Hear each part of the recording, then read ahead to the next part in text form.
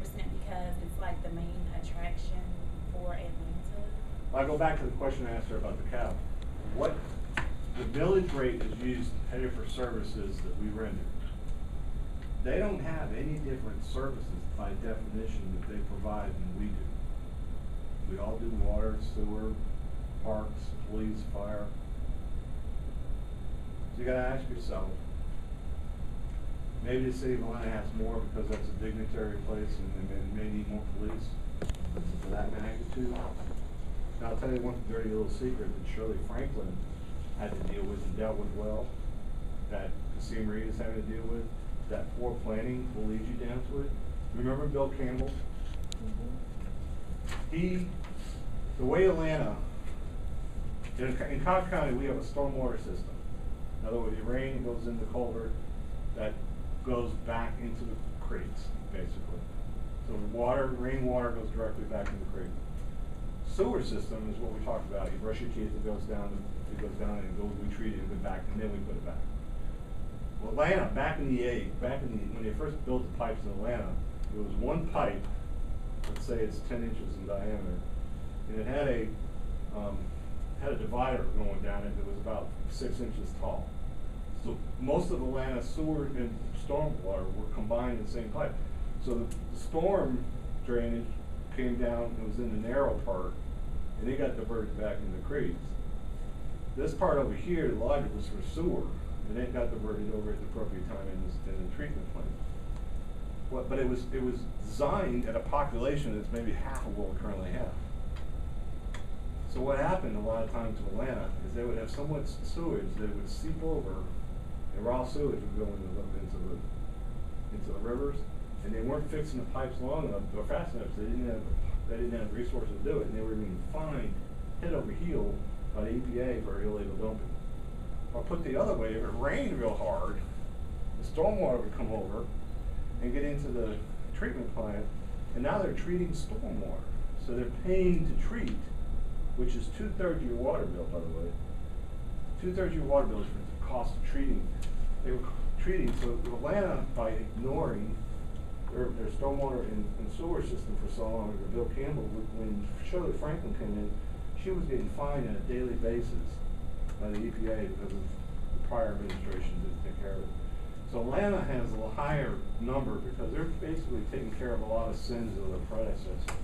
Plus the fact that some of Atlanta, like he has to have more cops because of the convention center and things of that nature, by all means. But we work together with him because when it comes to high-tech equipment, we got most of that.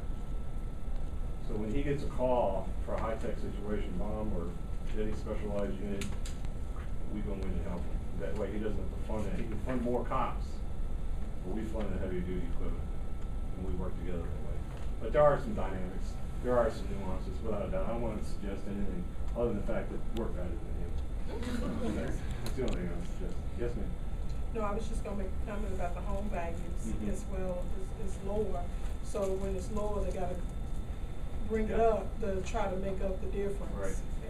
And that's why as leaders of the community, we try to do everything we can to keep the community in a point where home values don't go down for that very reason. You're absolutely right.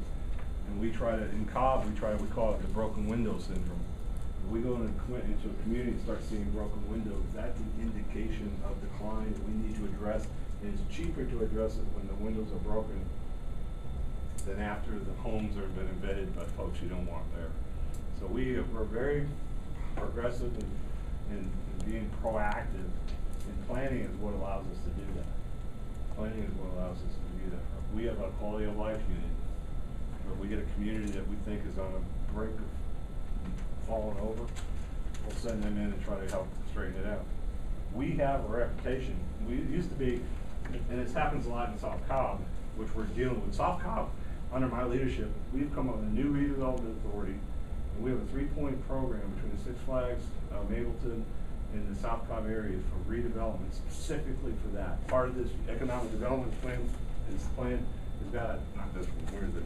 Part of this has got a plan specific for the assets that are in South Cobb because it's a unique community as well. And we're dealing with that, eyes wide open, and doing what we need to do to help manage that. But we used to have in the Six Flag areas, used to have a higher crime rate there than we did, the rest of the county. And what it was is people were coming over from Atlanta. So we dealt with that. So now we have a reputation. If you're going to Cobb, when it's acronym for acronym, Cobb means the people in Atlanta that want to do nasty things count on being busted. Same thing. And when we do that, that's what we need to do to keep home values up so that our taxes don't go up. That's proactive versus reactive. Proactive is doing something to keep the value up. Reactive is watching what happens and then raising taxes to keep up the level of service. You're looking at me like, what a nut. No, I'm just listening. Listening. But we already talked about your major, right? You're done, you're from your own. Yeah, journalism is media. Right. How about yourself? Journalism. Journalism. And Ditto. Haven't met a journalist I like yet. Marietta Daily Journal. How many of you guys read it on a daily basis? Atlanta Journal-Constitution. Do you know that 50% of the stuff in there is not true? You just don't know which 50%. And I know that to be true. I can go to a reporter and say, the house is green because I painted it green. My experience with reporter is that they're thinking about what the next question they want to ask me, and they're not listening to what I said. They're taking notes real quick, scratching it out. When they get back, they said, the grass is green because you said it needed to be. And that's what gets printed. Not what I said, but that's what gets printed. The worst are the editors who read the first 2 paragraphs and come up with a headline and have nothing to do with what went on. And then you call a reporter and say, look, that's the editors, I didn't write that. Or then the grilling Otis Brumby. Have you guys met Otis Brumby? He owns Marietta Daily Journal. You guys have got to you've got to get him. Go online, NTJ online every day. Tuesday and Saturday, there's what they call Around Town. It is the star magazine in National Enquirer of the NTJ. Everything juicy about Cobb County is in there. And that's where they lie, because that's where they say what they want to say as opposed to facts, because then they try to be true journalism in the rest of the article by reporting the truth. And Around Town, they just let it fly. That's usually where you'll find references to me. When I first got elected, you know, I've been like I said, I've been doing this for 8 years, and I got so frustrated with Marietta Daily Journal not reporting what happened when I was there, the way it happened when I was there. I refused to talk to them. So when I got elected chair, my communications director came in and said, we need you to go set up, I want you to set, every 2 weeks, go sit with the owner of the MDJ. I said, I'm not doing it. I'm not doing it. I don't like the guy. I don't believe that he's fair. I don't think he writes the truth. I think he's a policymaker using his paper to influence the way people think and what he thinks the Cobb should be. In his articles, there's one thing on the editorial page, but in his articles he's influencing. You can tell by the fact that his reporters come and go every year. But then he started writing about me. Everything I did was stupid, ignorant, asinine. It had made no comment, made no sense at all. So my communication guy came to me about 2.5 months and said, please go talk to him. So I went and talked to him, and for about a week things got better, and then they got worse. But I cut him off again. Now, what he does is if they call, we respond. If they ask a question, I answer it. But I do nothing else, because what he wants me to do is call him and give him the story before the Atlanta Journal-Constitution. Or he wants me to tell him what's going on so that he can be ready to write it. Which, if you're going to write the story, I don't mind doing it if you write the story.